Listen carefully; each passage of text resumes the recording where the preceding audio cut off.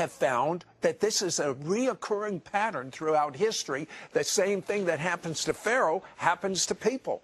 What we're actually seeing now since 1991 is that as efforts are made to remove the land from Israel, that in fact there's historically significant disasters that are occurring often to the day that it takes place. Now, another thing that, and by the way, we'll get to a few of those, but another thing that intrigues me is the revelation you got in Zechariah chapter 1, verse 18 to 21. It talks about the last days. It talks about 4 horns. Explain briefly what that means. The 4 horns of Zechariah looks at, it's an old prophecy, 2,500 years old. And Sid, it looks at a group of 4 political powers that will come together to scatter the land of Israel. And of course, what we're actually seeing today is that there is an organization called the Quartet. It's an international group made up of the U.S., the EU, European Union, United Nations, and Russia. They actually have united in order to remove the land from Israel, which is exactly what the prophecy said to look for. Now, what's important is that it talks in terms of the horns of the nations, these 4 horns going against the land in the plural. And then at the end it says, lifted their horn, which indicates they act as one.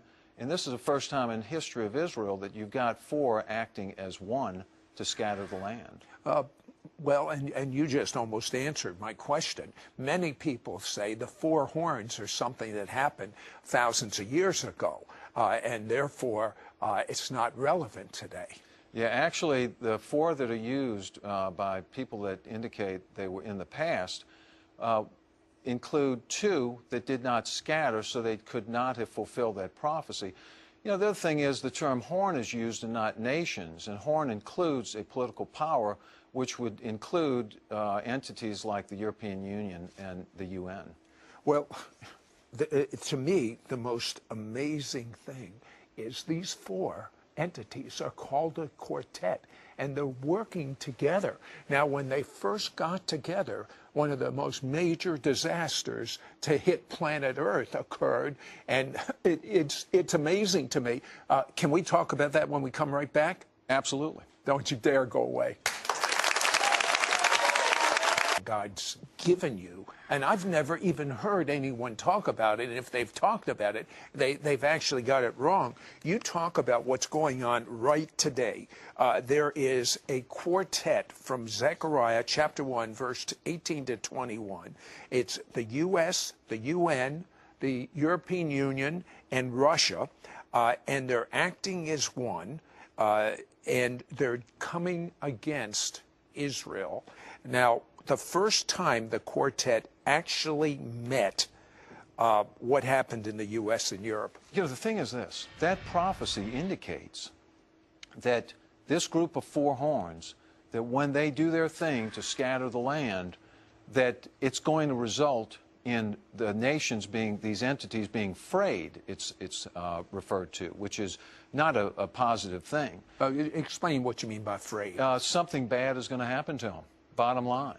So, you know, it's one thing for us to take a look at this entity that appears to perfectly fulfill this prophecy of the quartet, but it's another, well, is the biblical response warned of actually taking place? Right. And this is what we know so far with this quartet, is that the first time they met, which was April 30th, 2003, the beginning of the worst weather in U.S. history began. On that day, it lasted, Sid, for about 1 month in the United States.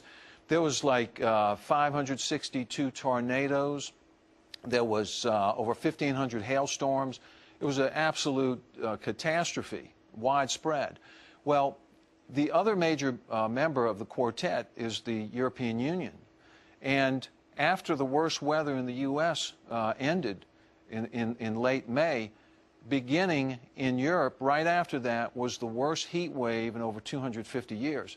So you see, actually, there was the, as I call it, coincidence. I put that in quotations. Yeah, but I would not, I wouldn't even use that word. Yeah. I mean, I have seen this time and time again. When you go against the apple of God's eye, you're going against God. He says, he that touches Israel is the same as someone that pokes their finger in God's eye. So this disaster happens in the U.S. It happens in Europe. Then the head of the quartet, Tony Blair, tell me what happened when he first went to the Middle East. Yes. So we see another effort on the part of the quartet. And this is taking place, it begins on July 23rd, 2007. Well, you say, well, what does that have to do with anything? You actually can go back and you can find the date that the global financial meltdown began. And the way that you do that is you look at the premium paid by banks to banks for borrowing money to one another, because that was the essence of it was a liquidity crisis, said the whole banking issue, the meltdown. You can go back to the week of Tony Blair's visit to begin the effort to remove the land from Israel.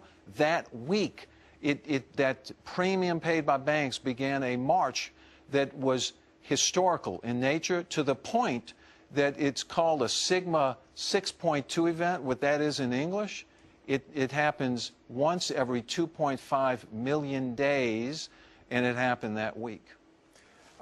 So this financial meltdown, another, as some would call it, coincidence. But even when the four got together, the quartet, their first meeting, how many people died in Europe? It was a huge calamity. There was like 50,000 people. What happened is the rivers dried up, so the nuclear power plants could not access river water to keep them cool. They had to shut down. How could anyone think this is a coincidence? It started with Pharaoh. We found these ancient scrolls verifying the Bible. Every time someone goes against the apple of God's eye, it opens them up for disaster. Yes. For instance, real quickly, Great Britain ran an ad to build tourism, and it's going to Israel. They showed a picture of the Western Wall, but they had to stop it. Tell me what happened. That's right. What happened is that Israel was seeking, their tourism office was seeking to run an ad in Great Britain promoting Eastern Jerusalem, which Great Britain says is not a part of Israel, that it's a part of some future Palestinian state. Well, they refused to allow that ad to run, and the date that the refusal came down was April 14th, 2010. Who refused? The Advertising Standards Agency within Great Britain. Okay, so Great Britain was ordered not to use the ad. What was the repercussion? What happened is, now, you realize that impacted Israeli tourism, and it also inferred that Israel didn't own East Jerusalem, that it was not a part of Israel. And on the very same day, this Iceland volcano, the name looks like a monkey hit a typewriter, you can't even pronounce the name, blew its top and sent ash all over Great Britain and shut down their tourism. I was there at the time, and the planes weren't even going. Correct. So when you go against the tourism of Israel, your tourism gets wiped out in Europe. I mean, it is so phenomenal. Very quickly, I need to know. I couldn't believe it when President Obama made his speech about the Israel had to go back to their pre-67 borders, and what was the repercussion as a result of that speech? That's one that you have to dig into, because the speech was given on May 19th, 2011. But, you know, obviously the president did not come up with that policy on that date. It was determined some time before. Of course. Well, it's strange that George Mitchell, who was a consummate diplomat, who was heading up the Middle East for the U.S. for years, since Bill Clinton, actually resigned, and his resignation was announced a week before, but the letter was dated April 6th. Well, because he obviously felt so strongly against the new policy that he should resign, we can infer from that logically that he probably resigned very quickly after it was determined. So that brings us to the day or two before the date on his letter, April 4th and 5th, and that is the beginning of the worst tornado rampage in world history, is what they say. How much more do you need? Well, I'm going to give you more. Don't go away, because we're going to find out about the U.S. connection with the Muslim Brotherhood, who is designed to destroy Israel and the United States. Don't go away. They're selling fighter jets to the Muslim Brotherhood in Egypt. Briefly, what's wrong with the Muslim Brotherhood? The Muslim Brotherhood is dedicated to essentially imposing Islam over the entire world. It's called a caliph, and that imposes what's called Sharia law, which, you know, under Sharia law, fathers can kill their daughters for perceived dishonor. It is bad news. They are bad news. And for this administration to think that they can cozy up to this type of organization is naive at best, or it's some very ominous shift in U.S. policy. It's bad news. Well, they actually want to destroy every Jew. They want to destroy Israel. Yes. And they want to destroy the United States. I wouldn't invite these people into my home, even if it was a White House. And Sid, why give them F-16 fighter planes? Really? That's the thing to do? And, you know, how do you make peace in the Middle East with people who teach their grammar school kids that a good Jew is a dead Jew? I don't see how you do it. You found an amazing pattern, an amazing common denominator from Scripture. It's found in 1 Thessalonians chapter 5, verse 3. Explain that. And what it is, actually, the bottom line is it kind of came to me from a dream. And peace, then sudden destruction. The thing is this. When you look at the 13 historically significant disasters that coincide to the day, in most cases, except for I think 2, it's the week, with efforts to remove the Promised Land from Israel, that there are 3 common denominators associated with that. One is peace. They're supposed to be for peace, but they're trying to orchestrate peace. That's right. So we always see that's in the Bible. It's peace, peace, when peace. When they say peace, peace, watch out. That's right. And the other thing is, though, what we've been seeing a recurring pattern of is destruction. Destruction's been taking place as these efforts toward peace have been launched. To the day we're seeing, in these amazing, as I call, coincidences. But also it's very sudden. So this is the thing. There's 3 common denominators playing like a broken record since 1991. Peace, then sudden destruction. Peace, then sudden destruction. In that particular scripture, it talks about how we're to be watchful and sober, which means if we're to be watchful, there's something to watch for. And perhaps it's this message that's coming out of these calamities that have been occurring coincidental to efforts to remove the Promised Land. Now, you talk about President Obama has intentionally derailed the peace negotiations. Give me an example quickly. It's an odd thing. When he first took office, usually a honest broker to bring 2 warring parties together is going to try to reduce issues between them to get the parties closer. Well, but what he did, literally, he injected a new condition, no building in East Jerusalem before talks would begin. I don't know if that's ever happened in the annals of diplomacy, but the president injected that, and even his biggest supporters... Which stopped the talks. There were no talks. Even his biggest supporters said, why are you doing this? And they even said it looked like incompetency, but that's only the first of 2 times he's done Okay, in your opinion, there's a reason. He is an intelligent president. Yes. Why is he doing this?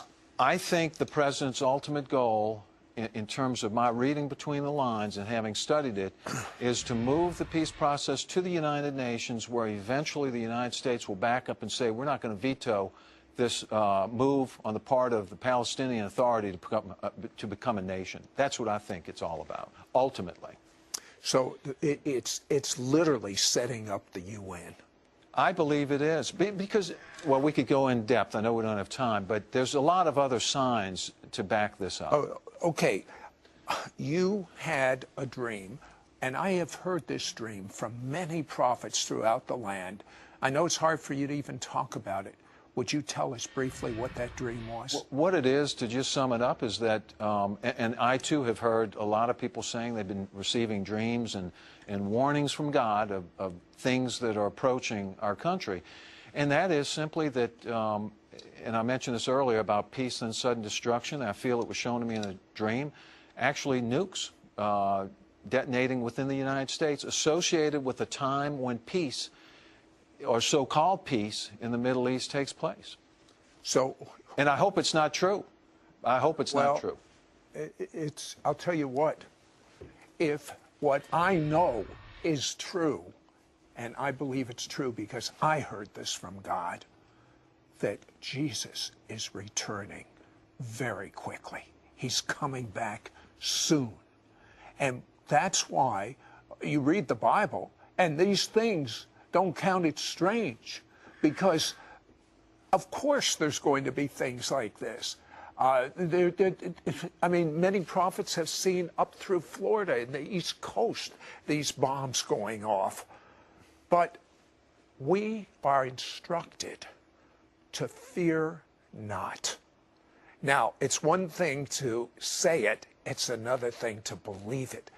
I have friends that are believers in the Messiah in Israel, and they wouldn't go outside without saying Psalm 91 out loud, a personalized version like, I live in the shelter of the Most High, and I find rest in the shadow of the Almighty.